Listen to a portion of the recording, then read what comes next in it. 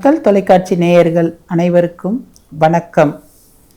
இப்பொழுது தெய்வீக கீர்த்தனை என்றும் இந்த பகுதியில் உங்களை சந்திப்பதில் மிக்க மகிழ்ச்சி. என் பெயர் மகேஸ்வரி. நான் ஒரு எழுத்தாளர், கவிஞர், நூலாசிரியர்.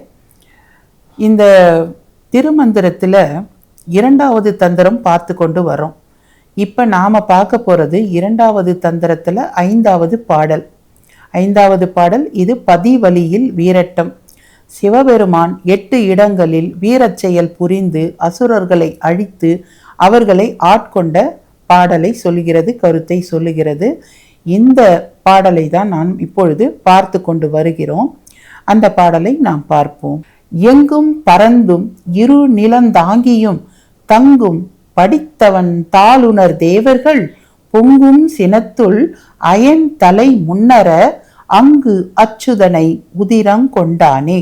இந்த பாடல், இந்த வதம், இந்த ஒரு நிகழ்ச்சி, இந்த சிவபெருமானுடைய இந்த வீரச்செயல் நடந்த இடம் திருக்கண்டியூர்.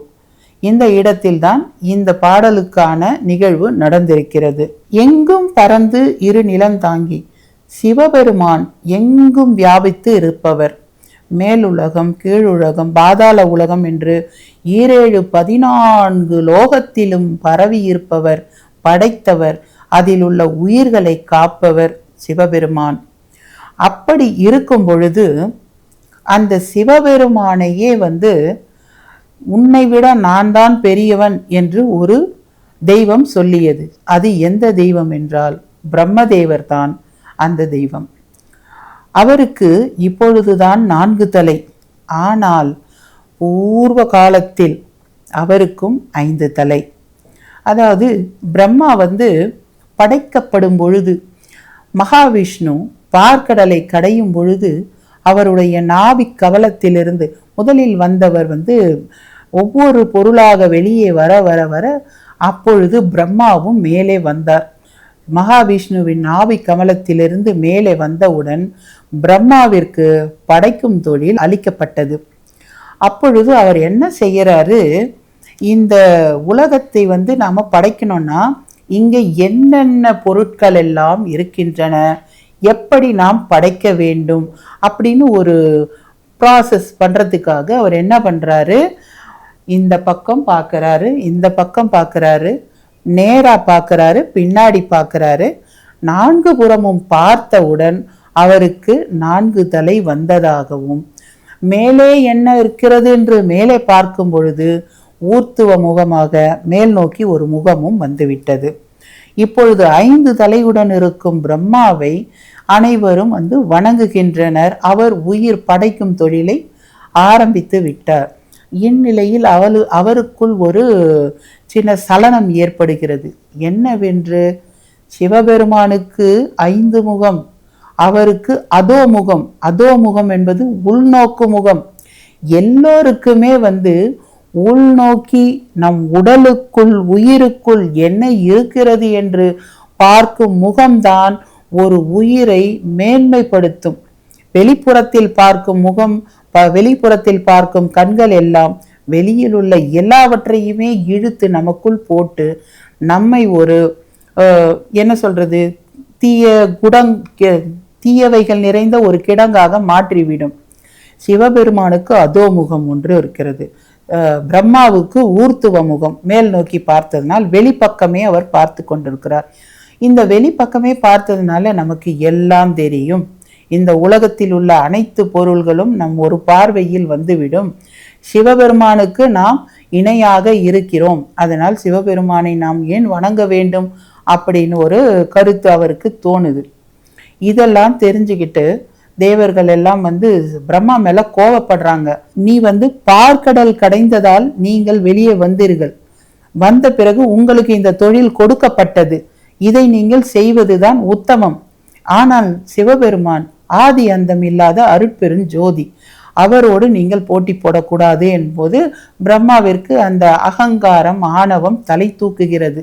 ஏன் தலை தூக்குகிறது? தலைக்கணம் வந்தால் தலை தூக்கதான் செய்யும். ஒரு மனிதன் ஒரு பணம் நிறைய படைத்திருந்தாலும், ஆள்பலம், பணபலம், படைபலம் என்றிருந்தால் உடனே அவனுக்கு தலைக்கணம் வந்துவிடும். தன்னை யார் என்ன செய்து விட முடியும், தன்னிடம் யார் நெருங்கி விட முடியும் அப்படின்னு ஒரு திமிர் வந்துவிடும். அதற்கு தலைக்கணம் என்று பெயர். அதுதான் அந்த பிரம்மாவிற்கு அந்த 5வது தலை ரொம்ப கனத்தை கொடுத்ததால் அவருடைய சிந்தனை சிவநிந்தனையை கூட செய்ய ஆரம்பித்து விட்டது. அப்பொழுது எல்லோரும் சிவனிடம் சொல்ல சிவபெருமான் வந்தார். வந்தவுடன் அவர் என்ன எப்பொழுதும் செய்வது போல அவருக்கு இருக்கக்கூடிய அந்த 5வது முகத்தை நகத்தால் கிள்ளி எடுத்து விட்டார்.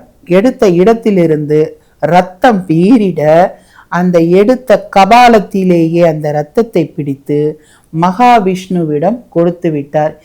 ஏனெனில் மகாவிஷ்ணு காக்கும் கடவுள்.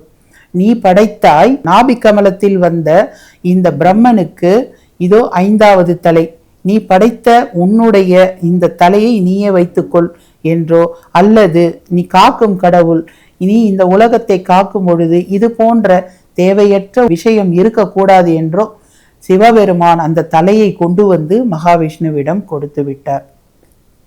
பின்பு பிரம்மன் தன்னுடைய அகங்காரம் அழிந்து அதன் பிறகு சிவபெருமானுக்கு அடிபணிந்து அடுத்த வேலையை அவர் செய்ய தொடங்கிவிட்டார்.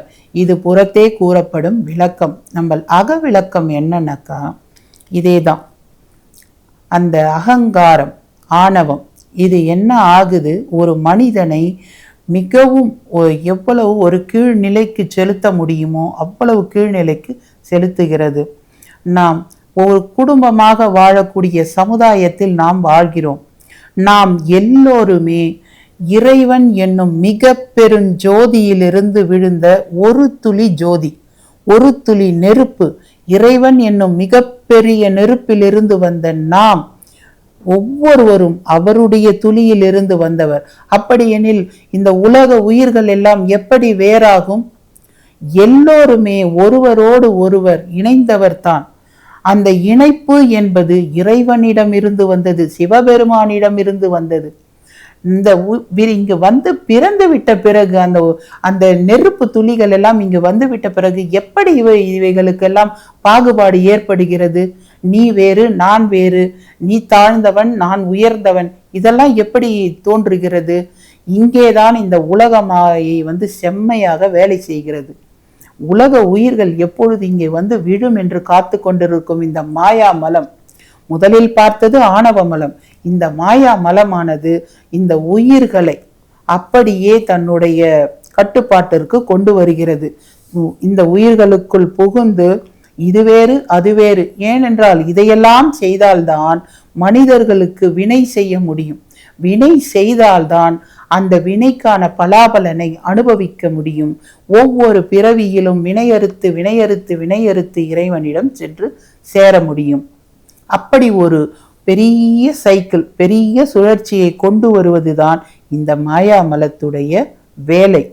அப்படி இருக்கும் பொழுது சிவபெருமானின் ஒரு துளியாகிய நாம் எல்லோரும் எதற்காக இங்கே வெவ்வேறு விதமாக யோசிக்கிறோம்? இந்த மாயாமலம் கொடுத்த, ஆணவமலம் கொடுத்த அந்த அகங்காரமும் அந்த ஒரு ஆணவமும் நம்மிடம் இருந்து போக வேண்டும். அப்படி போனால்தான் இறைவனின் திருவடி பேறு நமக்கு கிடைக்கும். இப்பேற்பட்ட மிகப்பெரிய ஒரு விஷயத்தை சொன்னதுதான் இந்த பாடல். நன்றி. பல்லாயிரம் கோடி வருடங்களாக ஆணவ மலத்தில் சிக்கி இருக்கும் இந்த உயிர்கள் எல்லாம் துளக்கப்படுவது இந்த பூமியில் தான். நம்ம பாத்திரம் தேய்க்க சபினா பயன்படுத்துவோம் இல்லையா, அது மாதிரி இந்த பூமியில வினையை கழித்து கழித்து கழித்து அவை பக்குவப்பட்ட பிறகுதான் இறைவனை சென்று அடையும். இறைவனை சென்று அடையும் போது அந்த தூய ஆன்மாக்கள் அந்த பரம ஆன்மாவோடு ஐக்கியமாகும். இந்த ஒப்பற்ற கருத்தை சொல்லுவதுதான் இந்த பாடல். நன்றி.